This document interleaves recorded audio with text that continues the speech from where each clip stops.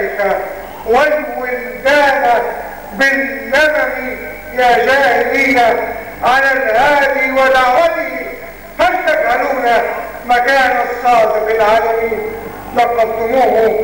لقبتموه أمين القوم في صغرهم، وما الأمين على قول بمتهم.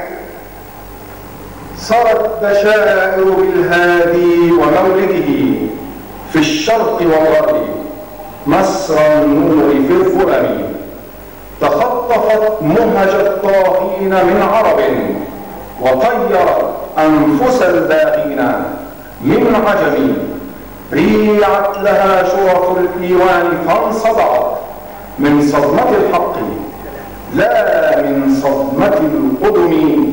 أتيتا والناس فوضى لا تمر بهم إلا على صنم قد هام في صنم، والأرض مملوءة جورا مسخرة لكل طاغية في الخلق محتكم، مسيطر الفرس يبغي في رعيته وقيصر الروم من كبر أصم عمي.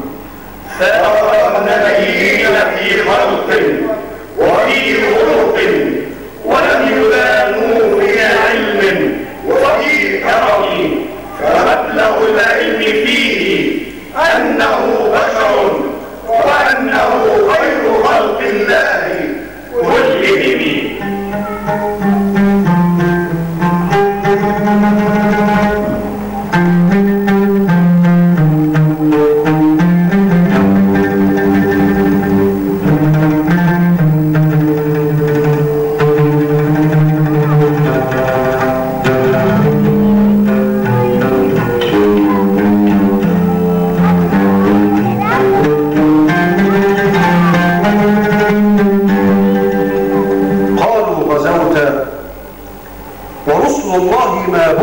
لقتل نفس ولا جاءوا لسفك دم، جهل وتضليل أحلام وسفسطة فتحت بالسيف بعد الفتح بالقلم. لما أتى لك عفوا كل ذي حسب تكفل السيف بالجهال والعمم، والشر إن تلقه بالخير ضقت به، والشر إن تلقه بالخير ضقت به ذرعا، وإن تلقه بالشر ينحسم. سل المسيحية الغراء كم شربت بالصاب من شهوات الظالم الغلم، طريقة الشرك يؤذيها ويوسعها في كل حين قتالا ساطع الحدم، لولا حماة لها هبوا لنصرتها بالسيف ما انتفعت بالرفق والرحم.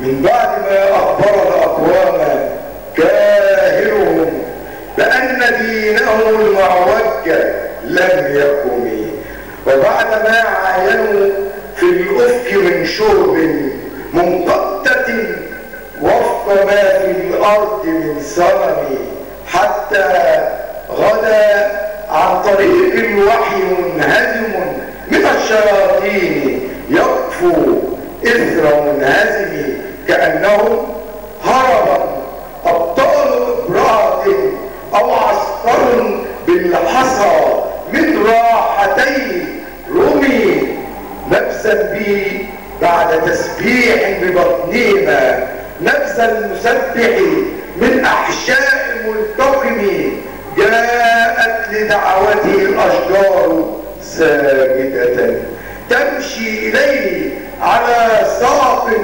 بلا